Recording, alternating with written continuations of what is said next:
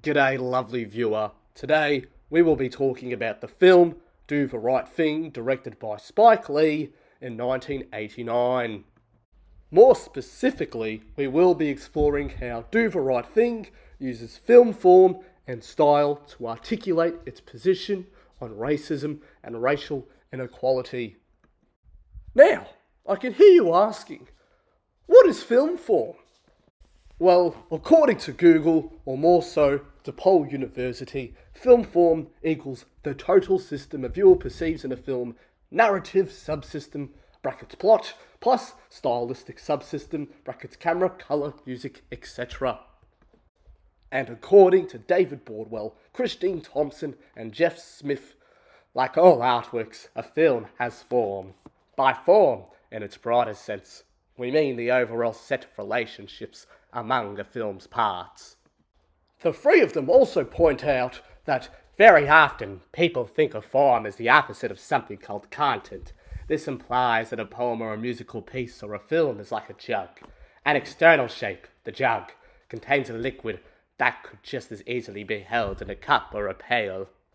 For greater clarity, we can divide the idea of film form into three separate categories of stylistic elements, expectations, and patterns. In a sense, form is like the expectations that a film creates for its audience. For example, if North Melbourne Football Club was a film, the viewer would expect that North Melbourne would continue to lose games. Or, in the film perspective, if a film has a lot of horror elements in it and there are very scary scenes, the viewer might expect to have a jump scare or more scary scenes later on in the film, just like North Melbourne fans are expecting more losses towards the end of the year. With Do the Right Thing, we will be looking at an extract of 11 minutes between when Mookie is calling his girlfriend and a conversation later on that Mookie has with his sister in person. Character. A relevant scene in this extract that demonstrates film form within Do the Right Thing is a conversational scene between Pino and Mookie, in which Mookie confronts Pino's relationship with African American culture. Inside the conversation, Mookie questions Pino for all three of his favourite athlete, actor, and rock star, in which Pino answers an African American person for all three of the answers. This creates an effective metaphor regarding the relationship between the Italian American and African American characters of the film. For example, Sal's Pizzeria, where both the characters work, is an Italian-owned business that relies on African American customers to survive. The metaphor here lies in the idea that America is built on the labour of its African Americans, being the foundation of Sal's financial stability in the film and the entertainment that Pino digests as a character. This is an example of film form in the category of symbolism through, or rather, a thematic vessel. In this instance, Pino is the thematic vessel for the theme of racial tension between the races in the film. This scene does provide an effective example of symbolism through character due to the clear presentation of that Pino's internal conflict has a direct correlation with his relationship for non-Italian races. Narrative elements. An example of the film creating expectations through narrative can be found in the scene that features multiple main characters facing the camera directly and exposing their internal racist ideas revolving around the neighbouring racial groups to the viewer. While there is an element of foreshadowing in this scene, contained in Mookie's disliking of the Italians, which becomes relevant in the film's climax, what is successful about this scene is its camera angles, in which the characters are alone in their respective shots and their face engulfs half of the screen. This, combined with the characters facing the camera directly, effectively places the viewer in the perspective of a victim of racial abuse, allowing the viewer to sympathise with victims of racism more easily. The effectiveness that this scene possesses inherently comes from its camera angles, of allowing the viewer to perceive the characters as facing and addressing them directly, as if they are inside a conversation with the characters themselves. This allows vulnerability to erupt within the viewer and understand Spike Lee's perspective of racism more clearly. Another successful aim of the director in this scene is his exposition of the later climax of the film. This, however, can be referred to as its film form through narrative patterns. This is due to the exposition of characters' internal racist views, creating the expectation that there will be a climax of tension later on in the film. Cinematography! Cinematography is exercised successfully in this extract, specifically in the scene where the character of Radio Raheem enters Sal's pizzeria. The cinematography performance is first found in Radio Raheem's camera angle facing up at him and enlarging his face. This is intended to overwhelm the viewer with intimidation. In contrast, however, the camera angle that the character of Sal is equipped with faces him on a balance level that is at a medium distance from the camera. This is surgical in the sense of cinematographic effort, in which Sal is communicated as a character who is not intimidating, but is also not easily beaten either, which could also be later exposition for the climax of the movie where Radio Raheem fails to murder Sal. However, Sal's pizzeria is still burnt down in the process. The final demonstration of effective cinematography in this scene comes from a subtle inclusion in that when Radio Raheem turns off his radio, we don't see the radio or his arm turning it off. This absence of seeing the action still leaves the viewer to feel as though Radio Raheem didn't turn it off, and creates a perspective of the character that is rebellious. Consequently, cinematography is used well to present character atmosphere in the film. Sound! Now, of course, we can't mention the character of Radio Raheem without also mentioning the predominant song Fight the Power by Public Enemy. This song features as both a soundtrack that is put onto the film, but also a diegetic sound at different stages of the film.